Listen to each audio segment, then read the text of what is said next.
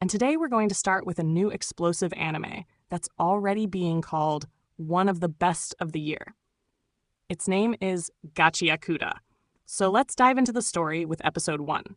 Right at the start of the episode, we get a quote. It is said that if you take good care of something, it gains a soul. But if you throw it away like trash, what happens then? Then we see a city that looks magnificent. Everyone is wearing clean, white clothes, almost as if dirt doesn't exist here. In one of the homes in this beautiful city, there's a little girl whose schnoo doll gets slightly torn. It could have easily been stitched and repaired, but since these people are rich, they just buy a new one and throw the torn doll into the garbage. We hear another quote. Humans can easily treat anything as garbage, like it's worthless and no longer of use. They do the same with other humans too. The garbage is collected through tunnels into a truck, which then dumps it into a warehouse. Meanwhile, we see a boy wearing a mask. His name is Rudo, the main character of this anime. Rudo sneaks into the warehouse and starts searching through the trash. But a guard catches him. The guard immediately recognizes him as the notorious trash thief trying to dirty their clean city. He sounds the alarm and orders Rudo to surrender. But Rudo throws trash at him and escapes. They even fire at him. One bullet grazes his arm, but Rudo escapes. He's quick. Outside, Rudo mutters to himself, I'm not hurting anyone. We learn that he only came for that torn doll. Now, this town is beautiful and girls gossip amongst themselves. Did you hear? That trash thief came again yesterday. Who even steals trash? He must be one of those tribe fogs. A man overhears them, his clothes a bit dirty. That's because he is a tribe fog. People look down on the tribe fog community. The girls mock, look how filthy he looks. Why do they even come to our land? The man walks through a gate and we see a huge wall dividing two worlds. On one side, luxury, cleanliness, and wealth. On the other, dirt, decay, poverty. The rich live on one side and the poor, called tribe fog, on the other. Even in the poor town, people are discussing the trash thief, worried his actions might bring trouble upon them. Now, we see Rudo trying to fix the torn doll. A girl named Chiwa approaches him and scolds him for bringing trash again. She warns that if the city people catch him, who knows what they'll do. Rudo says the rich throw away perfectly good things. He feels bad for those items and repairs them to sell for a little money. Just then, 3 boys show up and mock Rudo. You stink. Chiwa, you shouldn't hang out with him. He always wears those dirty gloves. If he touches you, you might get sick. Chiwa replies that she has no problem with Rudo. We all live in the slums. We're all the same. This slum was originally a prison zone for criminals, and all of them are descendants of those criminals. They're paying for their ancestors' sins and trying hard to improve their image. But Rudo's father destroyed that image. He killed many people. So everyone looks down on Rudo, calling him a killer's son. Rudo gets angry, his eyes glaring. The boys get scared and back off, saying, like father, like son. Well, he'll become a murderer too. Chiwa tells Rudo, you're not like your father. I believe you're a good person and would never hurt anyone. Rudo blushes. It's clear he likes Chiwa.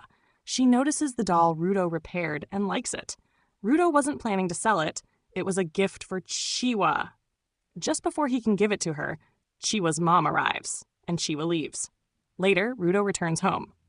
Recto, a father figure to Rudo, teases him. You got that doll for the girl, didn't you? Just confess your love already. Then he asks, what stunt did you pull last night? Recto says, we're not so poor that you need to become a trash thief. Let me worry about earning money. Don't risk your life. Recto isn't Rudo's real father, but raised him like a son, and Rudo respects him deeply. Rudo takes risks to ease Recto's burden. Recto notices Rudo's injured hand and tells him to remove his gloves to treat it. We see Rudo's hands look very unusual, and he blames his father for that. He wears gloves to hide them. Recto warns him that major crimes result in the death penalty. Criminals are thrown into the pit. It's an age-old tradition. Rudo's father was also thrown into the pit, so Recto tells Rudo to take care of himself. Rudo recalls his hands being black since childhood. They sometimes ache badly. People always looked at him weirdly. Recto gave him gloves that eased his pain, and Rudo is forever grateful. Recto teases him again. Confess your feelings to Chiwa soon, or someone else will snatch her.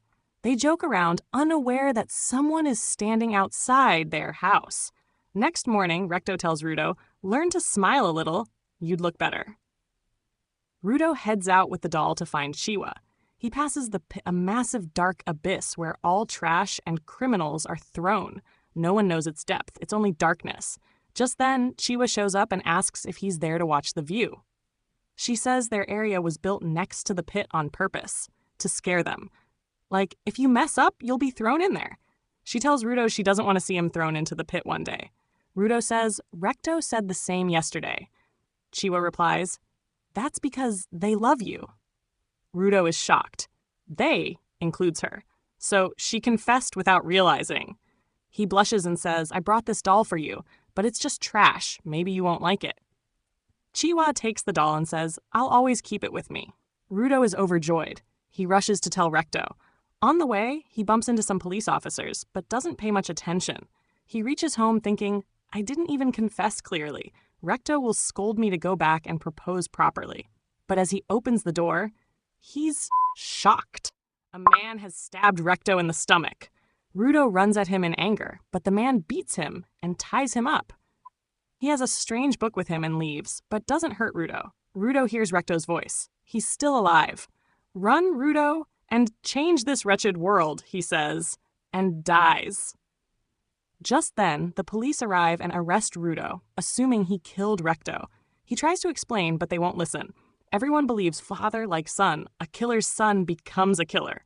Rudo is taken to the pit. He's committed 2 crimes, trash theft and murder. No matter if the murdered person was a mere tribe fog, murder is unforgivable. The town chants, "Throw this garbage into the pit." Rudo is confused. What's happening? He sees Chiwa in the crowd and tries to tell her, "Someone else killed Recto. Find the real killer." But Chiwa says, "I trusted you, but you're truly a killer's son." She throws the doll and walks away. The crowd chants louder. Rudo yells, "The real garbage is you. You have eyes and ears, yet you don't see or hear a thing." He spots the real killer in the crowd, but before he can speak, he's thrown into the pit.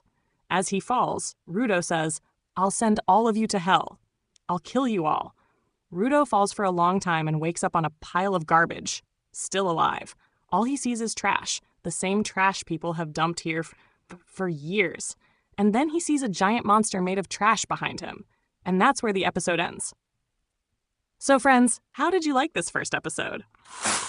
I found it amazing. And I think this anime is going to be a blast. But how is Rudo still alive in the pit? And where did that monster come from? We'll find out in the next episode.